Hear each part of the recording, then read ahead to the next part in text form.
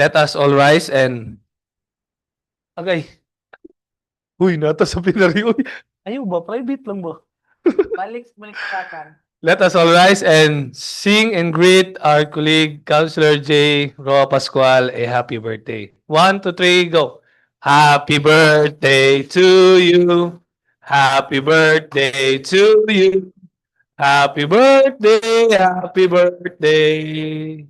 Happy birthday to you. One more. Happy birthday to you. Happy birthday to you. Happy birthday, happy birthday. Happy birthday to you. Happy birthday, Councilor J. Pascual. How old? 50. 30. 40. Anyway, good afternoon. Afternoon, councilors. Good afternoon, our friends from the media. Those who are watching us right now, mayong hapon. I would like to thank, no, for those who will be graduating soon, for the wisdom, no, for the for being there for all of us. Councilor Romeo Calizo, at pagpaka, no, mani sila mag-graduate na, no? Councilor Lourdes Gaani, Councilor George Goking, Councilor kisa pa? Councilor Ayan Mark Nakaya. And Councilor Susette Daba. Wala pa siya gyapon. And Councilor J. Pascual. I hope you enjoy, stay healthy, and live the life to the fullest with your family. This is your time, no, to rest, no, and just enjoy life. And of course, those who are outgoing, there will be more of those opportunities for you. God bless you. God bless you. Ang duha wala man. God bless them, and may you find hoping for your new endeavors in life, no? So, of course, to those who also won, no? Congratulations ninyong tanan, no? I hope that is going to be a very, again, productive, fruitful, although there will be challenges along the way, but still, under my leadership, democracy is still alive. Everybody's given the chance to speak. So thank you. Thank you very much.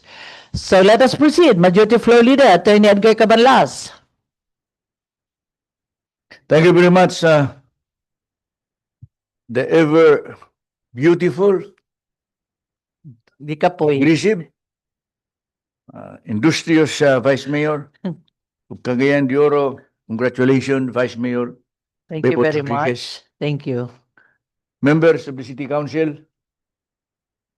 Madam Chair, before I proceed, may I say something short Okay. message? Thank you for that peaceful election that we had. Yeah.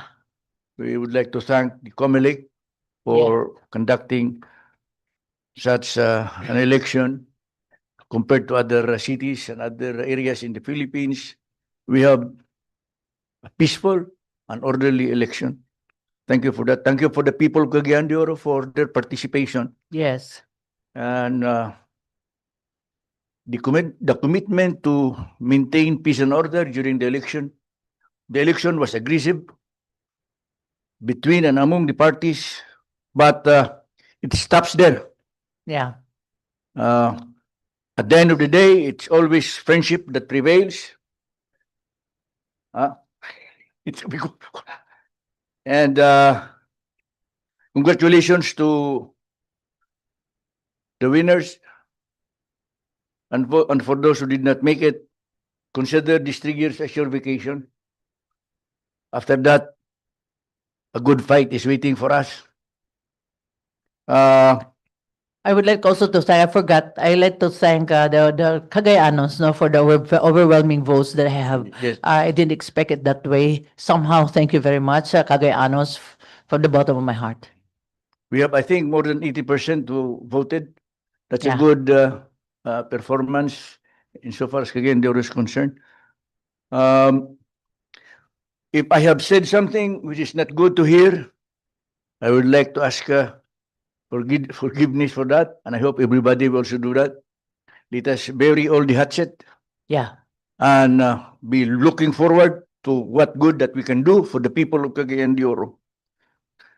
Again, as I said, congratulations to all, not only to the candidates, but also to the people of Cagayan de Oro for such a sterling performance in the conduct of our election 2025. Madam Chair, Before I forget the assignment of seats and the assignment of rooms, then I would like to probably visit me so that there will be an orderly assignment of rooms. I will do that to them. Yes, okay. I would like So my to office is open, yeah. So that walay magka-bigil-bigil. Okay, thank you very much. So with that, Madam Chair, may I proceed now to our business of the day?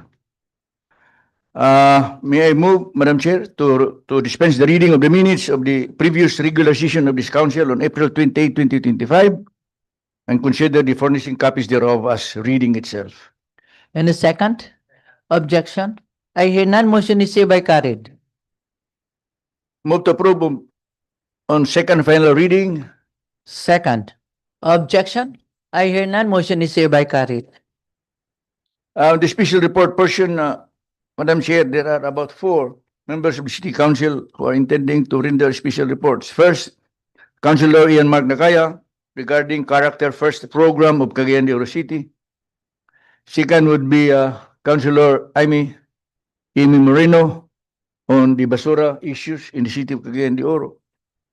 Number 3 would be Councilor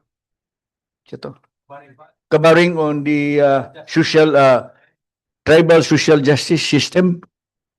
And the 4th is Councilor Roger Abaday for that fake news that He is dead. he's gone away, has gone to the heavens few days before.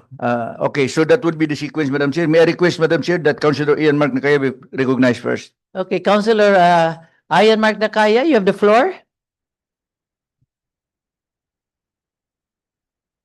Thank you, Madam Presiding Officer, and congratulations Thank you, thank for you. your second term, and to our colleagues here at the City Council, our commendation as well for winning, and for those who did not make it, as said, there is always another time. Yeah.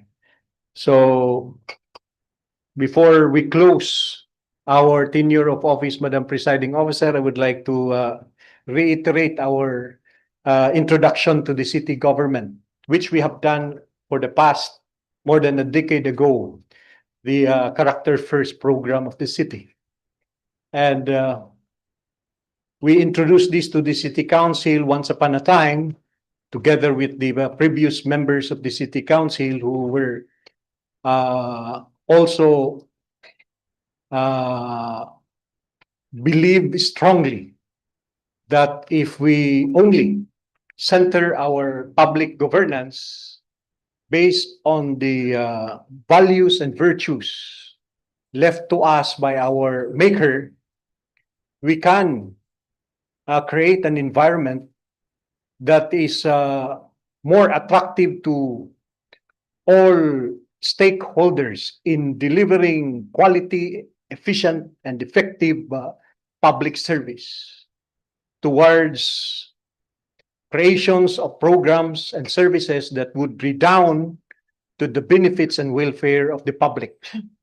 But this time, Madam Presiding Officer, I would like to be in particular to the provisions of the traffic code of the city, which was enacted. And unfortunately, even during my time when I was the chair of the Committee on Public Utilities, we have not enforced these provisions.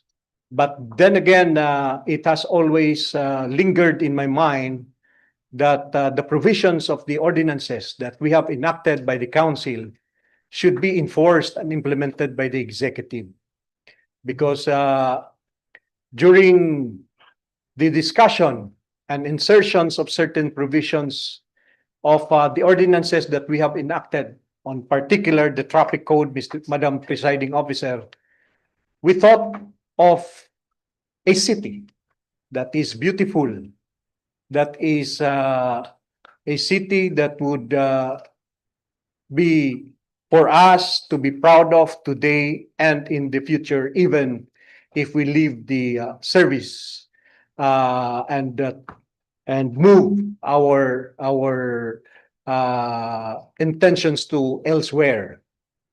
And the provisions of the law, Madam Presiding Officer, is Section 116, which is reflected on the screen with the subtitle Route Codes. A. For the convenience of the public, there shall be established a corresponding route codes for every PUG route in the city, using the descriptive virtues of a good citizen.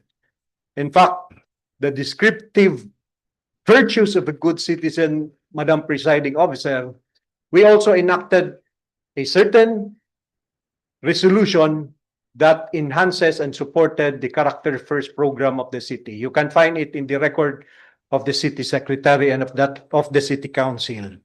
So there are choices there. It's either love, unity, peace, tranquility, and certain advocacies that perhaps certain route like Patag, like the Bulwa route, Bugo, Puerto, Agusan, and all over the routes in the city, Madam Presiding Officer. In support to the declaration of the Cagayan de Oro City character and the resolution number 4496-99. This is the subject resolution.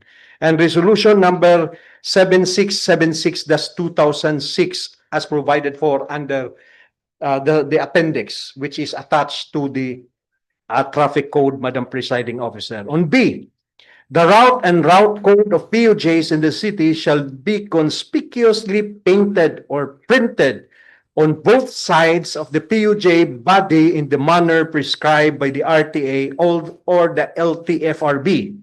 That's the implementing rules. And C, this is another undertaking that the RTA should take cognizance of, Madam Presiding Officer, and enforce the same. In case of PUJs whose route traverses any of the tourist spots of the city, the name of the tourist spot shall also be painted or printed on both sides of the body of the PUJ as part of its route. Like, for example, if we have the Macambos Cave, the Macambos Gorge, what's up tourist spot in the mountain. Even the area or space of Councilor J. Pascual's Madam Presiding Officer, Tinulong. It should be reflected on the either or both sides of the jeepney, so that everyone will be aware of any tourist destination. Okay. So we have that in the ordinance, and we have enacted the traffic code, I understand, more than 12, 15 years ago.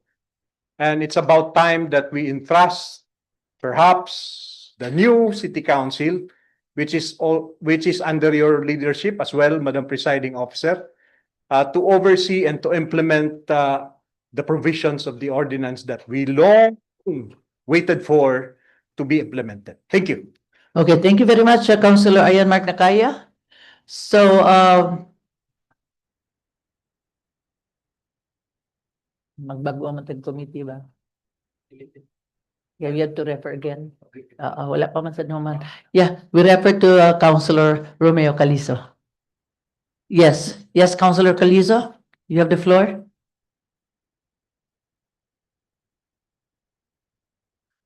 Very much, Madam Chair. Congratulations, Ma'am Thank you. Vice Mayor. Thank you. If we review our codes, our ordinances already codified long time ago. And just referring the report to my committee, to the committee that I chair, the Committee on Public Utilities, Committee on Traffic Management, it will again go through a process of legislation. I think the point now of our good reporter is for the executive to understand and probably implement what are embodied in the enacted ordinances, Madam Chair, because the legislation is a tedious and a lengthy process. It's now the problem of how the provisions of these ordinances can be understood, not only by us, because it's still our oversight function, to see to it that these provisions will be appropriately implemented, Madam Chair. So I think the point of our special Is there a way that we can write the mayor? is Yes. not to go into further legislation. Implementation naman ta, di ba?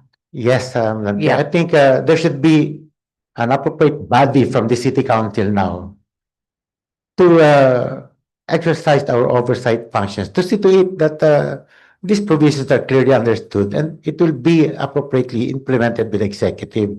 Otherwise, all these legislations that we did will just be exercises in futility, Madam Chair. So while it's welcome that this be referred to again, the committee, I think the more important point here is for it to be understood and implemented by the executive, Madam Chair. Okay. Thank you. Okay. Thank you very much. Yes, Councilor Ayan Magnacaya. Thank you for that reaction, Jen. That maybe perhaps one of the things that I have not seen appropriately prior to the reporting, Madam Presiding Officer. The processes, because it has always been the case, and it has always been the demand of the City Council, the proper and appropriate implementation of the ordinances that we have enacted. And of course, there are channels. It's not only the city mayor, it's not only the department head, but all the bureaucracy in the city government of Cagayan de Oro should be part of the officers and elements of the executive that has to be the people in charge of implementing the. I'm thinking two things, Madam Presiding Officer. First is at the proper time we will pass a resolution addressed to the Yes. RTA and copy furnish the city mayor through the city administrator. In other words, at the proper time later, we will sponsor a resolution addressed to these personalities so that they will be reminded of certain provisions of the law. And second, perhaps in due time, in the what is now the you will be the 21st Yes. City Council. The Yeah. 21st City Council might perhaps think of creating another committee, which is accountability committee. And you define the parameters of the committee that would be entrusted with the checking the powers of the executives and monitor, review, and evaluate each and every ordinance that we have and address compliance before the departments and agencies concerned. And just thinking aloud, I'm just sharing this thought because this has been always the case in many instances, Madam Presiding Officer. In fact, you yourself is already demanding that you create your own legal division so that we can have our own legal review Yes. of our ordinances so that it would not be done by the executive. Instead, there are considerations that we have to be aware of and conscious on the sphere of public governance. At any rate, we understand that, Madam Presiding Officer. But to continue as such, this should not be the case, Madam Presiding Yes, Officer. yes. There should be corrective measures that we should put in place and install on behalf of the people so that every thought of an ordinance will have to be in the life of our living community. Because as we all know, some ordinances will be enacted more than 3 years, 5 or more, because of some scrutiny activities. But after the enactment, none or partially implemented. So we need to oversee more. Thank you. Yeah, And very good thank you idea. to Councilor General Yes. Romeo So in due time, you will be sponsoring a resolution. sponsor resolution. So Yes. is that RTA first or the mayor first? No, only the RTA because RTA na lang. it is the obligation of the certain department who Yeah. is in charge of implementing the provisions. So not the mayor first, RTA. Because if we entirely talk about the traffic code for implementation, we address it to the city mayor. Okay. But on certain provisions Okay. that has been left for an implementation, we have to address it to the right agency. Okay. We furnish a copy to the city mayor and the Yeah. Understand. Okay, thank you very much. Yes, second? Or second speaker? Somebody raised his hand? Wala na. So our second speaker is Councilor Jaime Moreno. You have the floor. Thank you, Madam Chair. Maayong hapon and sa Hapon. akong mga kauban sa 20th City Council. Firstly, I would like to congratulate you, Thank you. Vice Mayor. And of course, sa mga winners, no, congratulations. Sa niaging election, it has been, as mentioned by our majority floor leader, no, it was very, very rough. And coincidentally, ang ako ang special report today, slightly na ako'y nadunggan no, sa District 2 na bisan ang ako ang ngalan gi-appeal tungod sa issue sa IPM na ako daw ang tag-iya sa IPM. Amy Pasion Moreno. Pero just so that everyone would be informed, dali raman i-google ang IPM owner mo. Gawas jud dito ang tag-iya sa IPM. But that's really not the issue of my special report. Kaya ang akong special report is about the issue sa basura.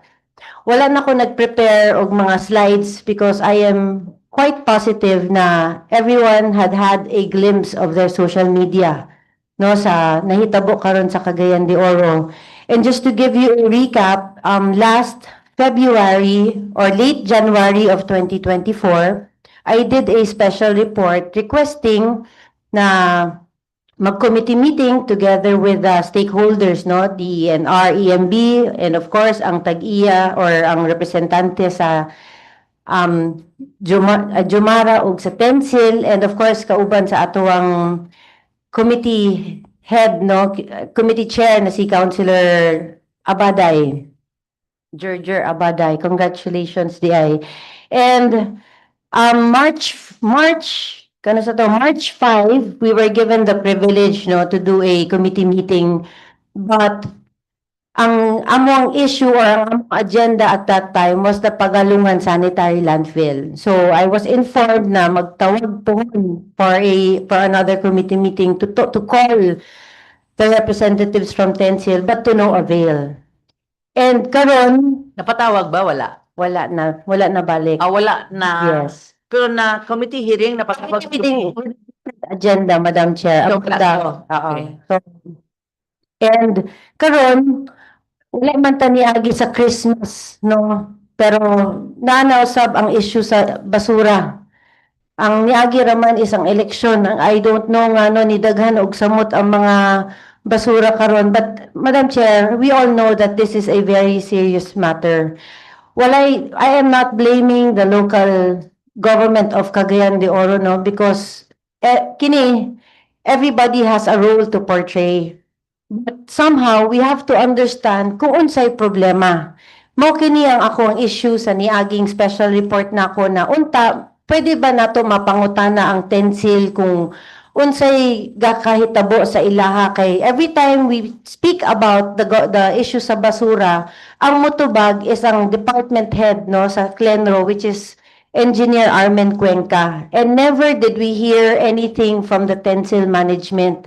And sa ako of course, when we speak about accountability, and sakto tong gimension ni Councilor Ayan Nakaya no na for the creation of a committee para natay accountability para sa atuang mga departments and for whatever issues. Now, I understand apparently ang issue karon is due to the non-collection of garbage. If makaingon kita na ang naisala dire is ang barangay, then ang mga barangay magreklamo na sab sila kay ang problema nila is ang paglabay sa basura. So it's a chicken and egg system. Of course, being leaders of the Cagayan de Oro, dapat kita na ang mag-spearhead, and we are guided by the ordinance, which again, as mentioned by Councilor Ayan Nakaya, na ay partial implementation, na ay non-implementation of ordinances. And ang atuang ordinance number 13378, 13378, which is the ordinance providing for the integrated ecological solid waste management of Cagayan de Oro City and for other purposes, partial implementation ng ordinance, no? So, it's really important na ma-verify na to, ahagikan ang problema so that we can be able to address it. And of course, as part of the ordinance, nakitaan pod na ko na 2014 to 2024 was the 10-year solid waste management plan. So buot pasabot, we are due for this management plan. So maybe perhaps the reason why dili hapsay ang ato ang garbage collection kay wala pa ta nagsugod sa ato ang garbage solid waste management plan, which I also want to be able to be discussed during committee meetings, Madam Chair, so that we can be understood or it can be need to understand sa atoa kung unsay status sa 10-year plan and unsay status sa atoang contractor. Okay, if Tensil, our contractors, cannot be able to deliver services that we've paid for, na naggahin ang city government og 300 million pesos kada tuig nga budget para sa ilaha, but pasabot, there is something wrong. In fact, this 25 million wala pa'y labot ang ang kontrata na appeal sa sanitary landfill, no, ang pag-manage sa waste. And also, to my understanding, naapod tay budget na gigahin para sa mga barangay na sila ang magkolekta sa mga basura. Na primero, it was only intended for the MRF, pero karon I understand na ang mga barangay mismo galisod sila sa budget na madawat nila because they cannot handle it. Good for those guys who can afford it, no, nadako ang ilang mga budget, pero luoy kaayo ang mga ginagmay nga barangay na gamay ra kaayo ang ilang budget. And I also understand na natay gihatag na revenue generating program para sa mga barangay sa pagkolekta sa mga basura na if I'm not mistaken 2 pesos per kilo ang ihatag nato sa mga barangay na makahatag balik sa mga basura. But clearly wala pa gani kita moabot sa fiesta, sa mga events na daghan ang mga tao dinhi sa Cagayan de Oro. So I hope that this would be given priority, Madam Chair, sa committee meeting. So that is all, Madam Chair. So I move, Madam Chair, for a committee meeting with the Committee on Environment together with the ABC President, Madam Chair, so that in understanding kung unsay problema sa mga barangay and also Committee on Health, Madam Chair. Okay, Thank thank you very much, Councilor Amy Moreno. Yes, Councilor Attorney Joy Abu. Thank you, Madam Presiding Officer. As what I have understood from the report of Councilor Moreno, it is more on the concern on the implementation of the solid waste management of the city. But I'd like to look further beyond this issue, sa legal issue po ani, On the other hand, kining sa kalabot sa koleksyon sa basura, of course, when this obligation was already given to Tensil, of course, there is an existing contract between Tensil and that of the local government unit. And if I have not seen the said contract, but I am quite sure because if Tensil would fail to perform its duty to collect the garbage around the city, na ay corresponding penalty gyapon ana. Because I'm quite baffled as to the statement of the Clenro head, Engineer Armin Cuenca, when he said na, and I quote, Madam Chair, na halos ang driver o palero absent kuno and maunang daghan tagbaklag karon ubay-ubay kay lagi tungod sa panghintabo nga daghan kwarta ang mga palero muundang. Kana bitawng mentality nga kung makasapi, pwede na dayon muundang kay dako-dako pud baya ilang nasapi. Now, if that is the case, as per the statement of the Department Head of Clenro, that there are absences by the personnel of Tensil, tungod ana siya, then that is already considered a breach of contract between the local government unit and that of Tensil, and which should also be looked into for possible imposition of penalties, Madam Presiding Officer. Okay, thank you very much, Attorney Joe Abby. Sa Council, Chair Abaday. Thank you very much, Madam Presiding Officer. Congratulations. Thank you. And congratulations also to all who made it, and for those who not able to take it, you have a special plan from God. Okay, thank you very much, good reporter. No? Actually, sa yun gid kaning basura gyud ka gamatik dyan kay kita magyud nato sa kadalanan, no. Pero kung tanaw ninyo ang kanang mga basura nga naa karon diha kakita ninyo, that is not supposed to be thrown there. No? Dapat dili na makita kana nga mga basura. Kay plastic, karton, papel, sa pada kanang mga recyclable, that is not supposed to be thrown. That it should be kept sa household pa. Na dapat na siya, keep na siya, segregate na siya. Ang responsible mo sa city under Republic Act 9003, no, Waste Management Act, kanira mga kining gitawag nga kuan kining sa tawag dili kuslan, no. Katong mga recyclable iya ka na sa barangay, mo man butang sa balaod, pero ang naitabo nanay schedule for schedule sa paghakot sa basura. Mamutik na ito, dili ko mulaban sa kanang kolektor, sa kumulaban sa syudad kay although walang perfect governance, no? Kung dili mo participate ang mga tao. Now, ang problema kay paghakot sa basura, pagkatutod na sa maglapay na sa blind na itong mga kaigsunan. So, imagine, this is already 23 years law na balawod. Until now, we are still struggling kung saan na ito pag-sulbad. So muna nga, usagin ni ka area, kining basura, waste management area, this is one area that should be improved by this city, especially the new government. No? Kaya problema kayo, kay walay programa sa atong national or local government if the people will not participate. Gikan pa sa household, di ba? Namangutan ako kang good reporter. Kung katong mga basura gayon ninyo from Lapasan to Mugo, napabagya po na karon, makita pa bagya po na to, mo pabilin pa. Kay ang sa akong nakita ko ba nga day after sa katong pagkatapok sa basura dia, doon na mga special task force nga naghakot ya, apil man siguro ang city engineers naghapot gipanghakot o kining private collector.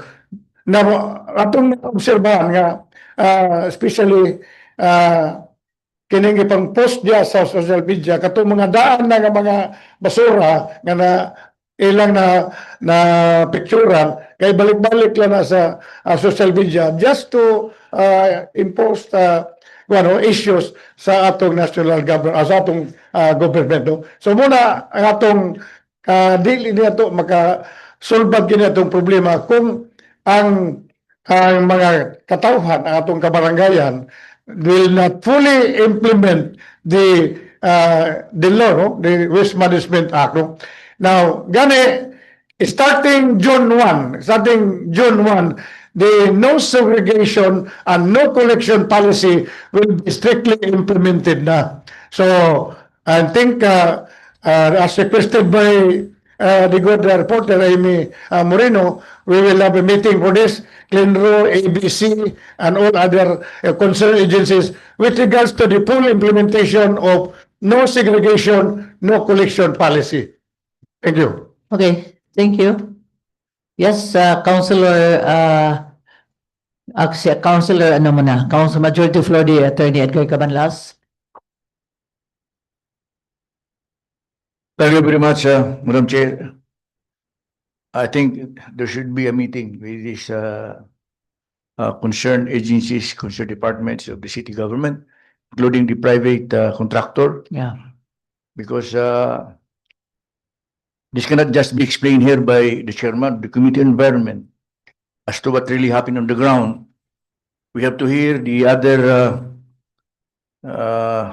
statements from reports from Stencil, from the department head, from the barangay captains.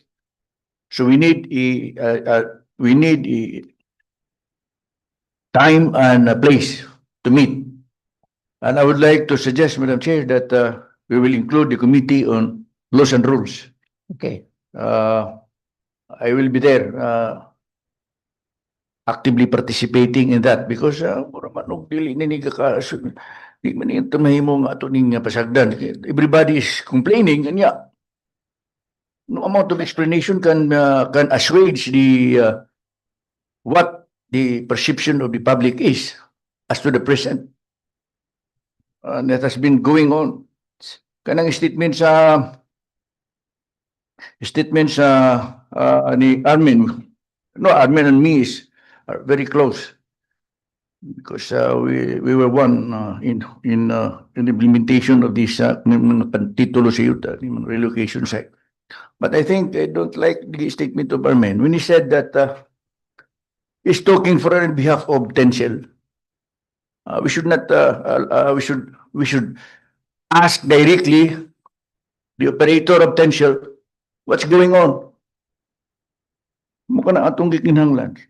And I will not agree with department heads explaining for these contractors. So the Committee on Laws and Rules will be there. Okay, Yes. very good.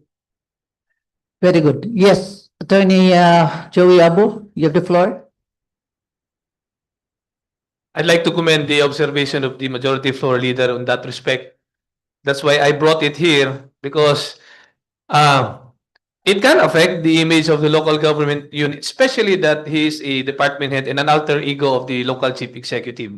And with respect to the comment also of our good colleague, Councilor Abaday, I'd like, with all due respect, I'd like to beg to disagree on those in his statement that pictures circulating around social media are just recycled. Because even if you go personally now, dagan pa mangyapon gyud basura. I mean, let's not make it as an excuse nga gibalik-balik na to, ang gibalik-balik lang ng mga pictures sa social, because it is really a reality that the problem of the collection is a problem. And with respect also to sa kuan, it is not the people who would be obliged to implement. It is the local government unit, or not. In fact, RA 9003 is a national law nga i-implement po nato sa LGU through the local government unit. And different po, Madam Chair, ang aspect of collection. That is precisely why we have a private contractor who is obliged to collect the garbage around the city. So dili sad nato po necessarily po ing maingon nga kanang kasala na to tao. Yes, partly siguro kay wala tay disiplina, and that is the part and the duty of the local government unit to enforce these laws so that we can have discipline in and around the city. And at the same time, it is a different conversation or aspect as to the collection of the garbage, which ang naay responsibilidad ani og naay kontrata ani with the local government unit is stencil at present. And they should be held accountable as well. Okay, thank you very much. So, refer to the Committee Environment. This is a challenge to you.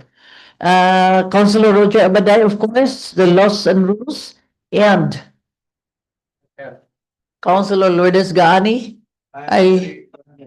and the barangay affairs. Because barangay, it should start in the barangay. There should be a political will sa ato mga kapitan in the segregation and in the collection, that making sure nga yung barangay is limpyo good. Anyway, I hope this is a challenge to you and probably solve in due time.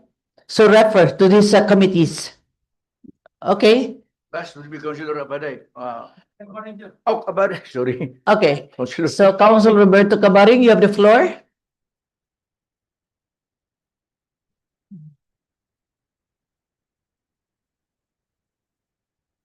May nga po, Madam Chair. O, salamat sa Ginoo sa gihatag sa imo nga makagbuhong kadaugan gikan sa atong katawhan. Thank you. Madam Chair, gusto ko lang ma-update sa mga item nga amo nang paagi sa committee. Kay di sad ko suwito unsay mga procedure din unsa ba ang mga termino o gidugayon sa mga agenda nato nga maiskutan ay pa siya formal siya para sa finalize. Kana lang, number 1 katong social justice of tribal o naay isa sa katong proposed ordinance para sa IP fund nga naa sa CSWD. Kana lang, Madam Chair. Wala pa ba na meeting? Di ba Wala. Sa committee meeting, nanay ending?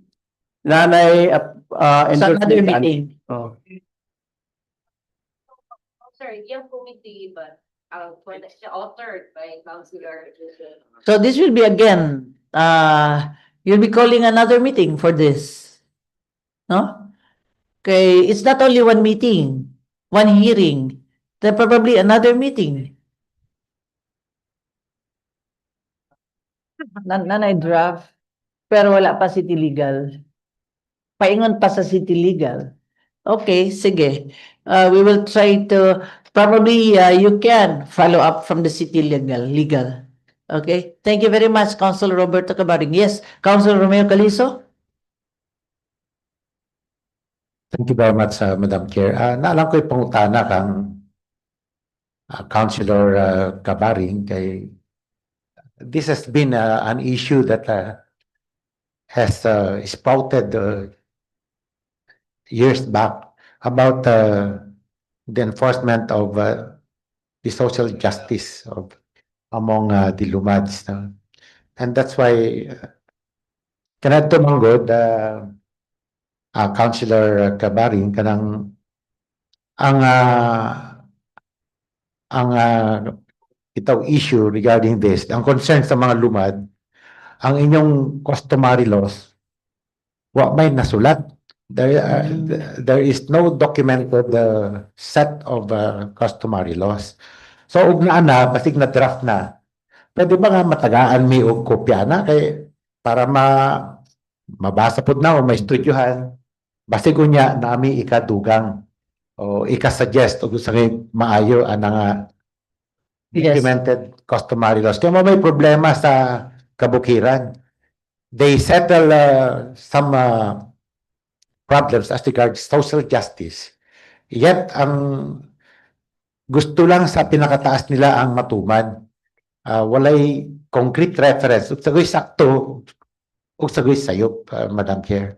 So, ako lang pangutana, ug na ba? Na ba nasulat na? Pagkakaroon gawad na ay gidraft na waiting na ni sa kining pagpresentar sa kinatibukan para sa pag-agree. So, akong Draft now. yeah. Asa naman ang draft karon, Councilor Roberto?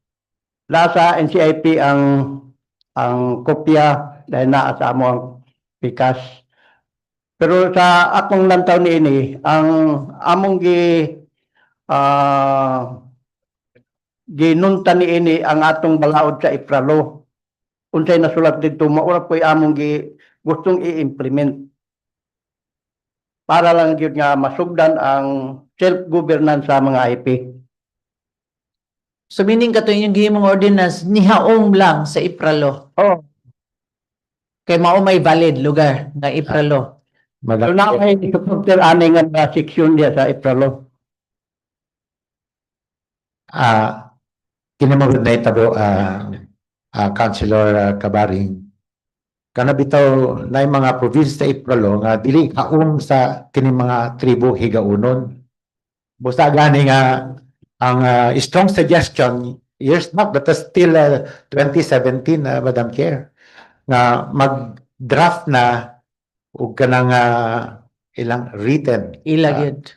para nagay reference in kaso na ay husayon, nagay mga problema diya sa kabukiran, nagay kanang dili lang kanang gusto pirmi kanang nakalingkod diya nga pinakataas ang matuman. Mas maayos kay og ang Ipralo na bagay i-question manggod ang mga higaunon nga dili kuno haom sa ilahang customary laws. That's why I think why we have that reference, the national law, which the Ipralo, is still angay gyud siguro nga naay ato dinhi sa Cagayan de Oro kanang muhaon gyud sa inyong mga kultura ug mga practices sa atong mga kaigsuonan nga mga higaunon. Ang tinuod na sa Bukidnon kay na may 7 tribes mo na nga usa nga dili magkahaom. So din sa Cagayan de Oro usa ra man gud ka tribo ang ikaunon. And divided pa sila. But then again, my request, Madam Chair, basig pwede tatagaan og Okay. kopya niya. Ngayon, si Councilor Romeo Calizo. Thank you. Councilor Roberto Cabaring. Okay? Okay, salamat. Okay, thank you very much. So, our last speaker, Councilor Roger Abaday. Thank you very much, Moderator, Madam Presiding Officers, my colleagues in the 20th City Council, and all people who are listening to us today, all Cagayanons, maayong hapon pag-usab. Now, I would like to take this opportunity. I supposed to my long trip vacation, but I just got off just to prove to the Cagayanon that I'm still alive. Because it was so alarming and the sudden issue that recently circulated online and through private channels. So starting past few days, my family has received numerous addressing phone calls and messages asking for confirmation about supposed news that I had earlier passed away or suffered a fatal attack. This kind of false information is not only irresponsible, it is traumatic, not just for myself, but for most, especially for my loved ones, colleagues, and constituents who were left shaken, confused, and emotionally distressed. As someone who has served the public for many years, I understand that we for public scrutiny. But spread news in such a criminal and personal way is unacceptable. We do not know where this information originated. Wala gyud sa kaibalo? Siguro sa atong mga amigo na siguro kung nag-number 2 pa sa kanila election. So I don't know. I'm still searching the sources, no. It's assured we are actively the proper authorities to identify the news source and hold them accountable. Now, to those which your concern means so much to me. It shows that in the midst of crossroads, there's still a community that values truth and human dignity. Now, on a positive note, let me now take this moment to extend my deepest and most heartfelt gratitude to all of you for once again placing your trust in me in the recent midterm election. It is an honor beyond words to continue serving as your city councilor. Your vote is not just a mark on a ballot, but it is a voice of confidence, a sign of hope, and a mandate to keep pushing towards for the betterment of Cagayan de Oro. So let this experience remind us that is prevail, and no one can ever erase the genuine service we have offered and will continue to offer our beloved city. Continue very much. Bago daw pinaka-main board, dili tang pin. Dili tang pin. Sa victory speech. Anyway, alive and kicking. Alive and kicking. Anyway, let us proceed. Majority Floor Leader, Attorney Edgar Cabanas. Thank you very much, Madam Presiding Officer. So we now proceed to our business of the day. Item 1, Turks. Is for omnibus approval and proposed resolution number 2025-1096 to 2025-1097. Declaring as operative in the entirety effective on the date fixed therein the head and barangay ordinances covering the respective annual budget for calendar year 2025 and the head mentioned barangays of Cagayan de Oro City to it. Ordinance number 001, series of 2025 of Barangay Makasandig with an estimated income of 33,991,707 pesos. B, Ordinance number 1, that's 2025, series of 2025 of Barangay number 20 with an estimated income of 373,248 pesos. Madam Chair, may I request Councilor Yan Lamlim be recognized? Councilor Yan Lamlim, you recognize? Madam Chair, may hapon and congratulations. Thank you. Everything is in order and for the omnibus approval. Proposed resolution number 2025-1096, proposed resolution number 2025-1097. In a second. Objection? I hear none. Motion is hereby carried. Move to approve on second final reading. Second. Objection? I hear none. Motion is hereby carried.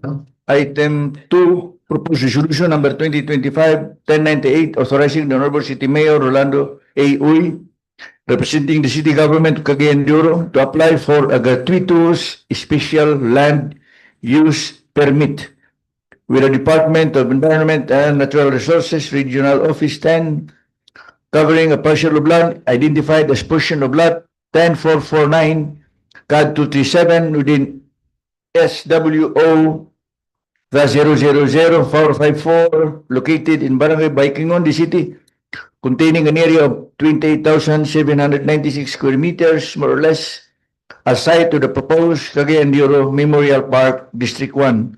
I move for the approval of this resolution, Mr. Chair. Any second? Objection? I hear none. Motion is hereby carried. To approve on second final reading. Second. Objection? I hear none. Motion is hereby carried. Item 3, proposed ordinance number 2025-770, appropriating the sum of 53,737 pesos and 57 centavos from the personal services salaries and wages regular savings under item number 2, City Government Assistant Department Head 2 of the Office of the City Building Official for the period January 1 to 2025 in the 2025 annual budget to be made available for the payment of the salary differential for the period October 16, 2024 to December 31, 2024 of Engineer Liu Ben Magto, Engineer 3 of the City Office. May I request Councilor Yan Lamlim be recognized, Madam Chair? Councilor Yan Lamlim, you recognize?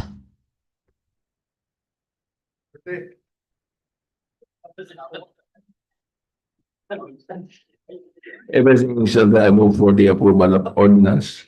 Proposed ordinance number 2025-770. Any second? Objection?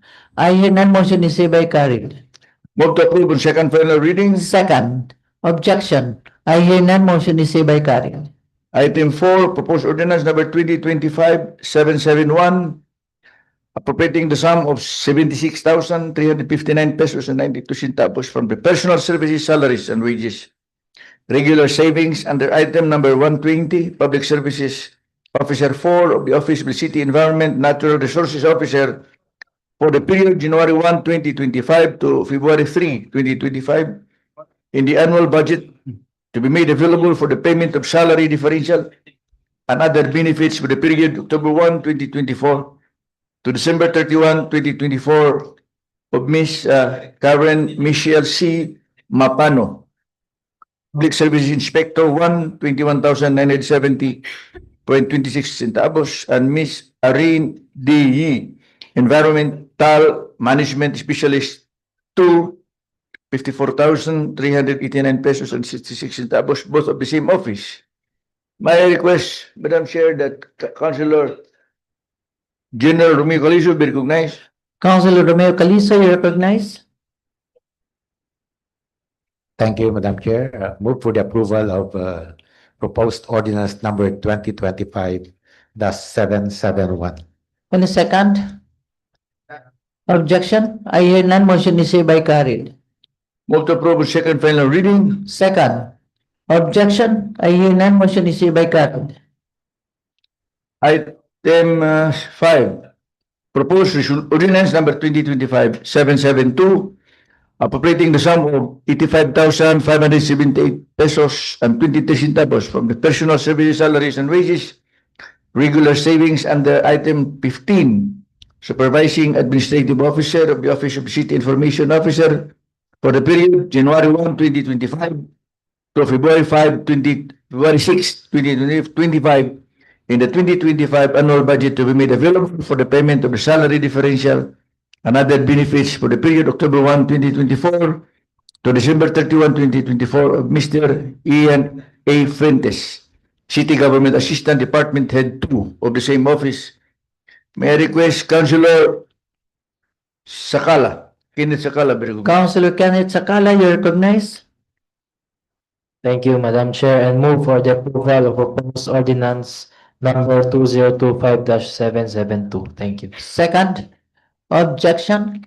I hear none. Motion is hereby carried. Move to approve on second final reading. And a second? Objection? I hear none. Motion is hereby carried. Item 6, proposed ordinance number 2025-773, appropriating the sum of 370,178 pesos and 62 centavos from personal services and wages regular savings of the herein specified vacant positions in the Office of the City Engineer for the period January 1, 2025 to March 31, 2025 in the 2025 annual budget to be made available for the payment of the salary differential and other benefits for the period August 16, 2024 to December 31, 2024 as the case may be of the herein personnel of said office. Carl Johnson Abisia, Information Technology Officer 1, October 16 to December 31, 2024, 146,475 pesos and 49 centavos.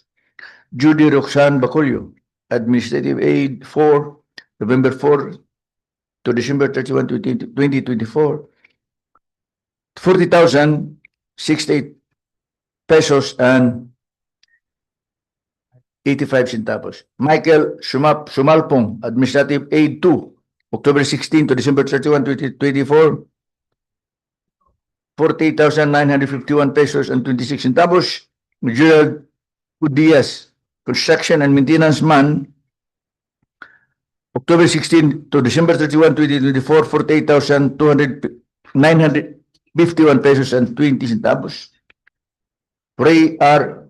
Pacaldo, Construction and Maintenance Man, August 16 to December 31, 2024, 85,731 and 65 centavos. May I request Councilor Yan Lamlim be recognized, Madam Chair. Councilor Yan Lamlim, you recognize? Stop coaching. Everything is in order. I move for the approval of proposed ordinance number 2025-773. And the second? Any objection? I hear none. Motion is hereby carried. Item 7, Turks.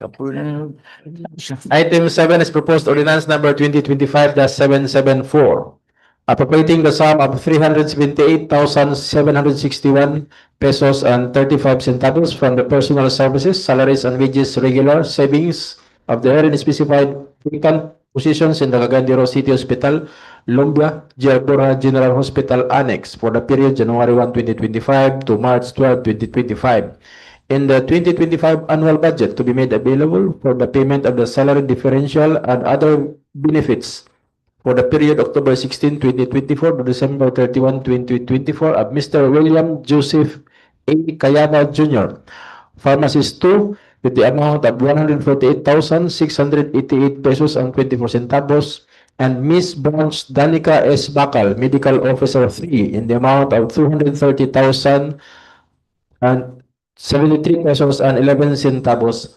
of the said office. Madam Chair, may I request Councilor General Romeo Calizo be recognized? Councilor General Romeo Calizo, you recognize.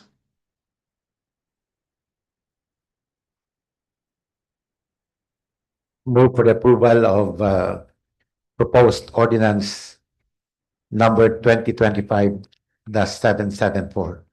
And a second. Second. Objection. I hear none. Motion is hereby carried. Move to approve the second final reading. Second. Objection. I hear none. Motion is hereby carried. Number 8. Is proposed ordinance number 2025-775, appropriating the sum of 76,018 pesos from the personal services, salaries, and wages regular savings of the herein specified vacant positions in the office of the city legal officer for the period January 1, 2025 to February 28, 2025 in the 2025 annual budget to be made available for the payment of the salary and other benefits for the period September 9, 2024 to December 31, 2024 of Attorney Raquel B. Limbaco, Attorney 4 of the same office. Madam Chair, may I request Councilor Kenneth Sakala be recognized? Councilor Kenneth Sakala, you recognize.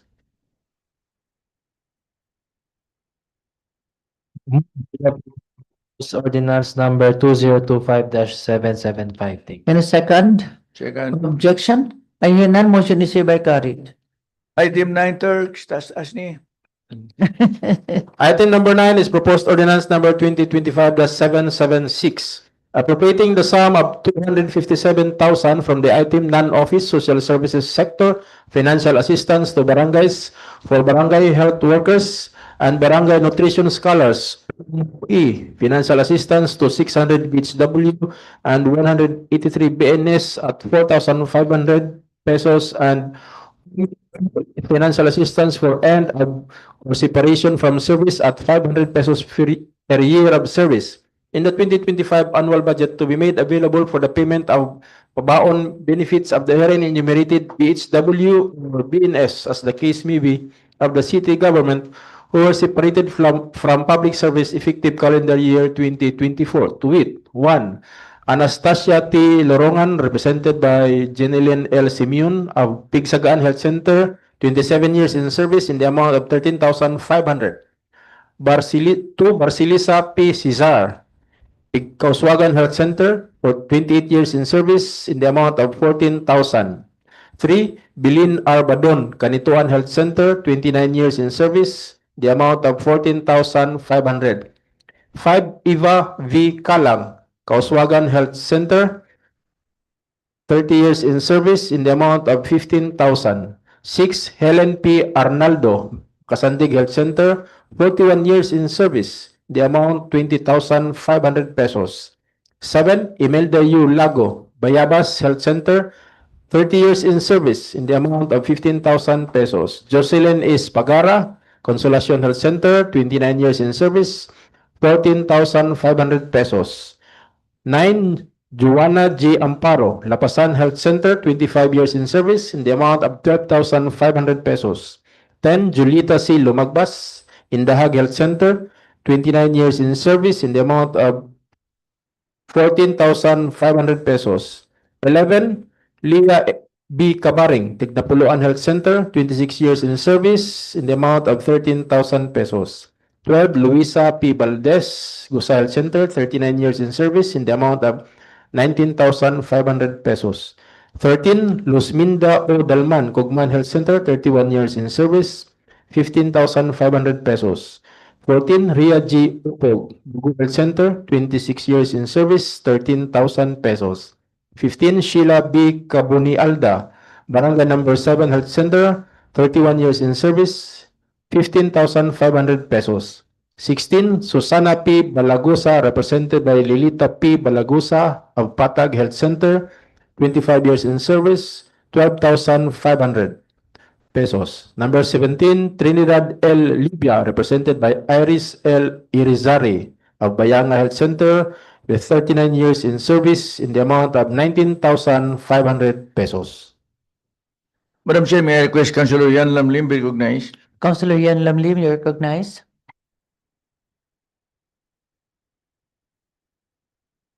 Everything's in order. I move for the approval of purpose ordinance number 2025-776. Any second? Objection? I hear none, motion is hereby carried. Move to approve on second final reading. Second. Objection? I hear none, motion is hereby carried. Item 10, Church. Item 10 is proposed ordinance number 2025-777, authorizing the city accountant to charge the sum of 73,000 pesos to the item non-office special program project Salamat Paalam Retirement Gift Incentive in the 2025 annual budget, the Office of the Human Resource Management Officer this city, to cover payment of the claim for retirement gift or incentive at 1,000 pesos per year of service of the herein employees of the city government who retired from public service last calendar year 2024, to wit: A. Ilyumi Marie L. Haliasgo of the MTCC with 32 years in service in the amount of 32,000 pesos. B. Rodrigo D. Llanares of SEBDA with 41 years in service in the amount of 41 pesos. Madam Chair, may I request Councilor General Romeo Calizo be recognized? Councilor Romeo Calizo, you recognize. Ay. Oh, wala. Wala din. So, may I request Councilor Roger Abaday be recognized? Councilor Roger Abada, you recognize. Thank you very much, Majority Floor. I move to approve the proposed ordinance number 2025-777. 7778. Second. Any second? Objection? I hear none, motion is hereby carried. Move to approve on second final reading. Second. Objection? I hear none, motion is hereby carried. Item 12, proposed ordinance number 2025. Number 11. Item 11 is proposed ordinance number 2025-778, appropriating the sum of 482,831 pesos and 88 centavos from the item non-office General Public Services Sector Special Purpose Fund, Terminal Leave Benefits, Monetization of Leave Credits, marked for Ms. G. Rama, Public Services Officer 3 of the Office of the City Environment and Natural Resources Officer, in the 2025 annual budget, to be made available for the payment of the terminal leave pay of the herein mentioned employees of said office, to wit: A. Dixon Tigo, Administrative Aid 6, with a terminal leave pay of 153,816 pesos and 93 centavos. B. Efren Kenkenyo, Metro 2, with a terminal leave pay of 205,000 pesos and 18 centavos. C. Reyes Lazo, heavy equipment operator 2, in the amount of 93,767 pesos and 57 centavos. D. Roderick Saburo, to equipment inspector 1, with a total appropriation of 28,124 pesos and 91 centavos. And E. Francis D. Limbo, heavy equipment operator 2, with a total appropriation of 2,122 pesos and 29 centavos. Madam Chair, may I request Councilor Yan Lam Lim be recognized? Councilor Yan Lamlim, you recognize. Madam Chair, everything is in order. I move for the approval of proposed resolution number 2025-778. Any second? Objection? I hear none. Motion is hereby carried. Move to approve on second final reading. Second. Objection? I hear none. Motion is hereby carried. Item 12, proposed ordinance number 2025-779, authorizing the city accountant, the city to charge a sum of 5,056 pesos and 18 centavos to the item personal services overtime and night pay in the 2025 annual budget of the Office of City Environment Natural Resources Officer, this city, to cover payment of the overtime services actually rendered for the period November 2024 by Mr. Modisto G. Clarin, Environmental Specialist 1, 3,492 pesos and 9 centavos, and Ms. Celeste de la Calzada, Administrative Aid 5, 1,564 and 9 centavos, both of the said office. May I request Councilor Romeo Calizo be recognized? Councilor Romeo Calizo, you are recognized.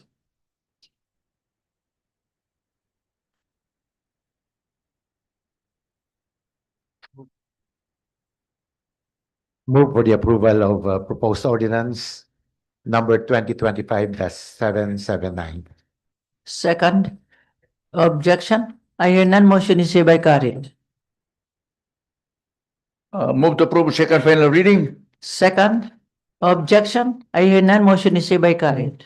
Item 13, proposed ordinance number 2025-780, appropriating the sum of 24,519 pesos and 83 centavos from the personal services, salaries, and wages regular savings under item number 4, Information Technology Officer of the City Housing and Urban Development Department for the period January 1 to 16, 2025 in the 2025 annual budget to be made available for the payment of the salary differential and other benefits for the period December 2 to 31, 2024 of Ms. Maricar Torres, Housing and Homesite Regulation Officer 4 of the City Office. May I request Councilor Kenneth Sakala be recognized. Councilor Kenneth Sakala, you are recognized.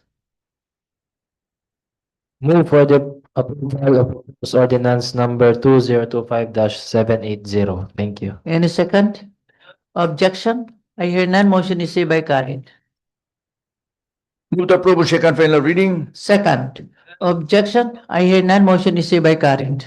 Item 14, proposed ordinance number 2025-781, approving the simple subdivision plan of lot 4286, CAD 237, with an area of 48,289 square meters, containing 20 lots, located in Barangay Punan, the city, as applied for by Mr.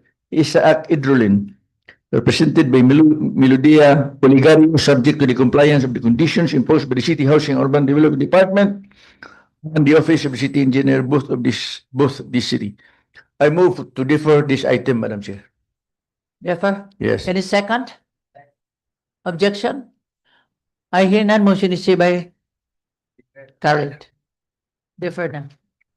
Move to approve second final reading. Second. No more. Wala na. Now, Okay. should may I move to include in this agenda, Madam Chair, items 15 to 17. 18. 18. Subject to the discussion, Councilor Nakaya. Item 15, third. Approval sa ta. Move for the Yeah. approval, Francis. Any Sorry. second? Objection? I hear none. Motion is hereby carried. Okay, we proceed 15, third. Item 15 is proposed ordinance number 2025-782, authorizing the Honorable City Mayor Lando A. Uy, representing the City Government of Cagayan de Oro, to enter into and sign the Memorandum of Agreement and that data sharing agreement with the F&B Training Center Incorporated, represented by its chairman, CEO, Mr. Renato S. Sumanya, covering the collaboration of the parties in the implementation of the city's relevant industry skills for employment RISE scholarship program, which aims to provide qualified residents of Cagayan de Oro City with technical vocational training under the terms and conditions stipulated therein. Madam Chair, may I request Councilor Suset magtaas tama. Councilor Suzette Daba, you are recognized.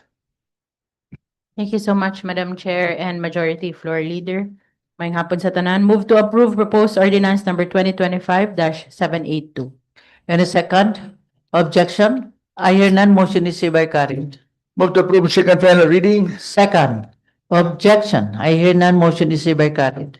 Item 16, proposed ordinance number 2025-783, authorizing the Honorable City Mayor Rolando A. Uy, representing the City Government of Cagayan de Oro, to enter into and sign the Memorandum of Agreement and Data Sharing Agreement with Intercare Training School, Inc., represented by its school's president, Attorney Jenny Uplinger, CPA, covering the collaboration of the parties in the implementation of the city relevant industry skills for employment Rice Scholarship Program, which aims to provide qualified residents of Cagayan de Oro with technical vocational training under the terms and conditions stipulated in. May I request Councilor Malu Serinya Gani? Councilor Malu Sereniaga Ani, you are recognized. May hapon ka natin tanan. Move for the approval of proposed ordinance number 2025-783. Second, objection. I hear none, motion is hereby carried. Move to approve second final reading. Second, objection. I hear none, motion is hereby carried. Item 17, Turks. Item 17, proposed ordinance number 2025-784, authorizing the Honorable City Mayor Rolando A. Uy, representing the City Government of Cagayan de Oro, to enter into and sign the contract of affiliation with the University of Science and Technology of Southern Philippines, represented by its System President, Dr. Ambrosio B. Cultura II, covering the parties' collaboration in the implementation of the affiliation and training of its students at the City Health Office under the terms and conditions stipulated therein. May I request Councilor J. Pascual be recognized, ma'am? Councilor J. Roa Pascual, you are recognized. Mayong hapon, Madam Chair. Congratulations. And Thank you. congratulations po sa ako mga fellow councilors nga ni Daog, wala ni Daog kung mag last term. And of course, my brother is there at the back, Madam Chair. Nag-observe na siya lang. sa'yo. And anyway, may hapon kanatong tanan. Move to approve proposed ordinance number 2025-784. Any second? Objection? I hear none, motion is hereby carried. Move to approve on second final reading. Second, objection. I hear none, motion is hereby carried. Item 18, Turks.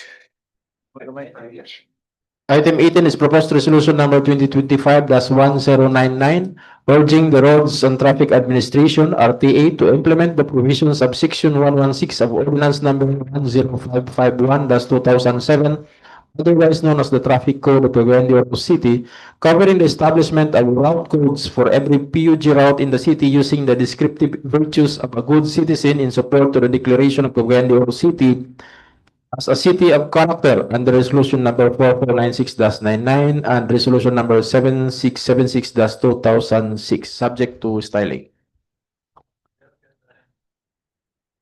Councilor Ayan Nakaya may I request that he be recognized, Madam Chair? Councilor Ayan Magtakaya, you are recognized. With all the members present as co-proponents, Madam Presiding Officer, move for its approval. Any second?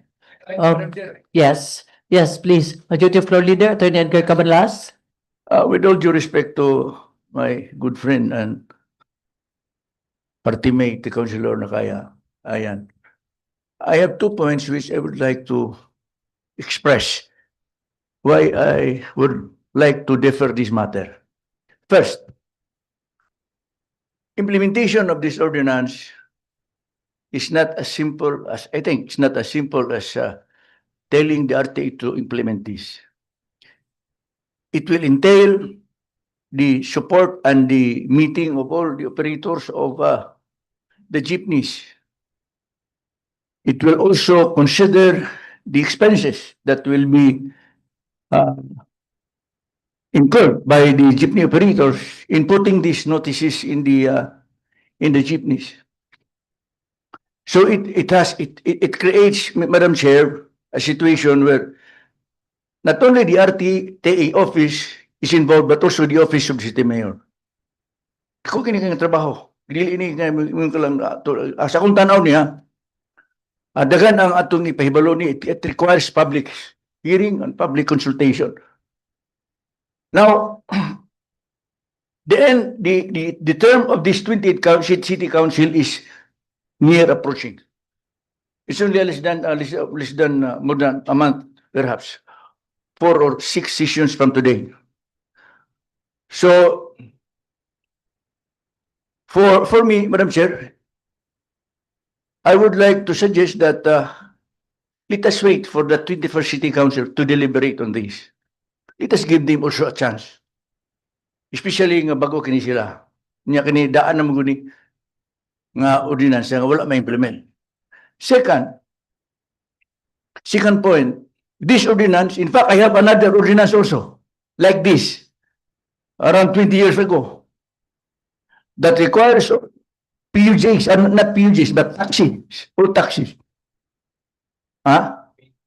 I-paint, they will paint, not even paint, but ang akong suggestion was, sa murag plastic ka na, sticker. Ang tanan ng mga tourist attractions of Cagayan de Oro, just like in New York. We've been in New York. Kita niyo ang ilang mga taxis dito na ay mga stickers nga nag-suggest sa mga patsada kayo ng mga tourist destination sa New York. So, mukha na, hantod karon wala gitaw na implementar. So, pero doon naman ko kayo ang 21st City Council. I just would like to request, Councilor Cagayan, let us give a chance to the next city. They continue now. Anyway, July pa man. So that then a discussion because they know better than the new ones coming. So why don't they just as soon as possible have this committee hearing to ano? We still barely have one month, no? 1 month. Okay lang. Discuss siya because sila ang gahimo, then the new ones will come in the more magkalisod.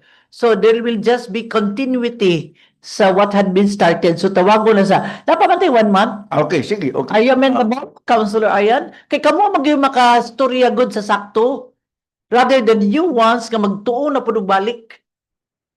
And the wisdom are, of course, with you. So I will withdraw my motion. That is the case. Madam Chair. I do not know if Councilor Ayan Magdakaya is amenable to that. Yeah, appeal na rin ang taxi because kamo mag-yung nakahibalo. Then, Yes, but the good thing is that you started kaysa sila ang musugod. Oh, okay. It's possible. Okay. How's Chair. that? I agree on that. Position. Councilor Ayan? Thank you, Madam Presiding Officer, and thank you for the questions raised by Councilor Cabanlas so that we can amplify clarifications regarding the matter. I like your idea, Madam Presiding Officer. The wisdom is there and the authorship and the members of the council who have been in the ground during the consideration of these measures, although it has been more than a decade already. But then again, we don't lost hope, Madam Presiding Officer. Even if the failure of implementation has been so long, but we still see a glimpse of hope because we're still here. And for a number of members, up to June 30. And Yeah. for other members, would continue. Yes. Would continue from where we start from the previous council up to the next transitions of councils. But since there is still a glimpse of hope of implementation, why not start? If not be taken strongly by the executive, let the future city council do similar act or something much better than what we have started. And I understand where the majority leader came from because he has also a pending provisions of ordinance. But I have a different perspective as regards enforcement. Yes, And but as a member who has an oversight authority, not only as an author of the provision, but an active member who would like to see a better CDO, I would like to see a light where everything has been started, restarted, and all over again, implemented fully at certain proper time. In other words, why not start today? Here now the discussion. And regardless of the law that has been deferred for quite a long time, but the city mayor is still the same. Yeah. The city vice mayor is still the same. The RTA chief perhaps is still the same after the term of June 30, 2025. And therefore, Madam Presiding Officer, let's start today. And this resolution came up, Madam Presiding Officer, because of a communal complaint manifested by Councilor General Romeo Calizo.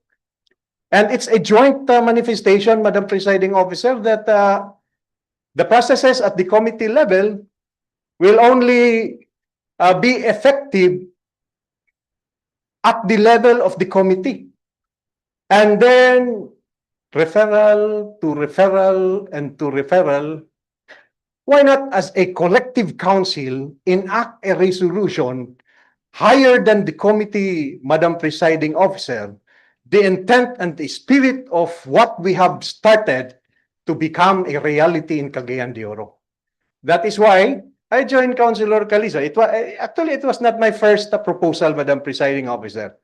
I only took the cudgels of reporting that there are certain provisions of the law that we have enacted and it has to be implemented.